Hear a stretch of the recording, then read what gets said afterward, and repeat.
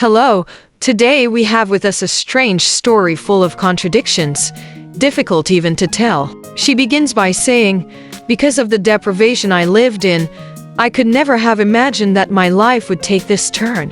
If anyone saw me now, they wouldn't believe that I am the same woman who once dreamed of a quiet home and a happy life. I was trying to rebuild myself when life led me down this path. I had given up on everything.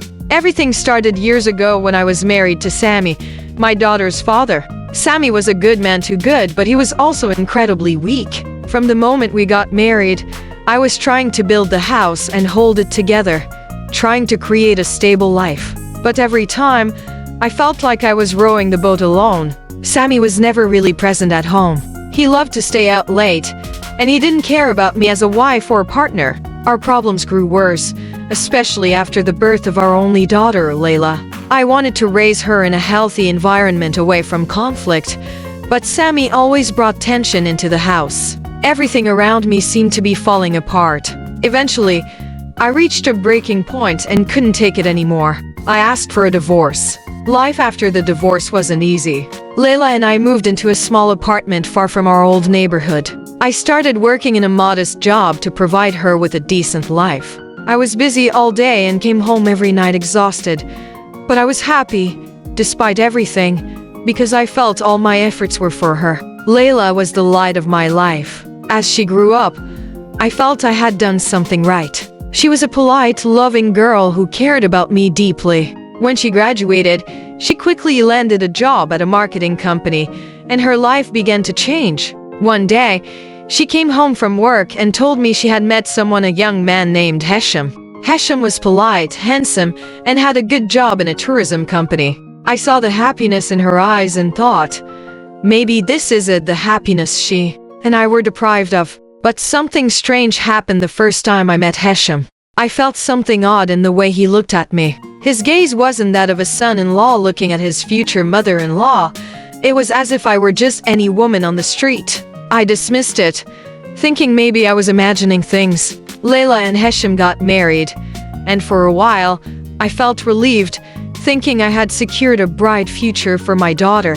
But a few months after their marriage, things started to change. Hesham began visiting my house alone, claiming he wanted to check on me. At first, I thought it was normal, especially since Layla was often busy with work. But over time, his visits became more frequent, and his words started to change. One day, as I was preparing tea, he told me, "You know, I've never seen a woman like you so well put together, looking so much younger than your age." I laughed it off, trying to change the subject, but he kept talking like this. Another time, he came to my house early in the morning.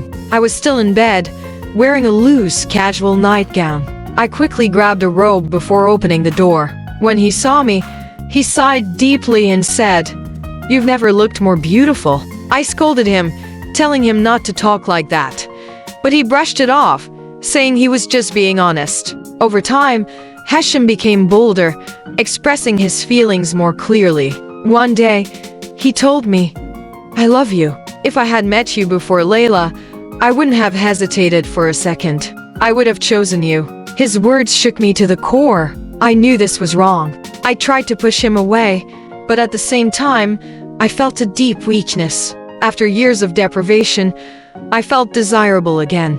One day, Hesham crossed the line, and the unthinkable happened. We were alone, and he confessed his feelings again, saying, "No one will know. You and I need each other." I don't know how it happened, but I gave in to him. From that moment, everything changed. We started meeting whenever Layla wasn't around. For the first time in years, I felt young and alive. I started taking better care of myself and even bought new clothes. Hesham made me feel like the most beautiful woman in the world. But with time, the guilt began to eat away at me. Layla was so happy in her marriage and kept telling me how much Hesham cared for her. Hearing her speak about her dreams and plans for their future felt like daggers in my heart. I tried to end things with Hesham, but he refused. "I love you, and I can't live without you," he said. He promised to leave Layla and start a new life with me. One day, Layla came home early and found Hesham and me together in a compromising situation.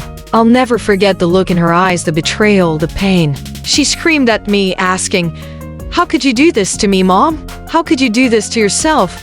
From that day on, everything fell apart. Layla left the house and cut all ties with me. She even quit her job, and I have no idea where she is now. As for Hesham, he tried to come back to me, but I refused. I told him he had destroyed my life and my daughter's life. Now I'm left alone, drowning in guilt and regret. My heart is broken. I ruined everything.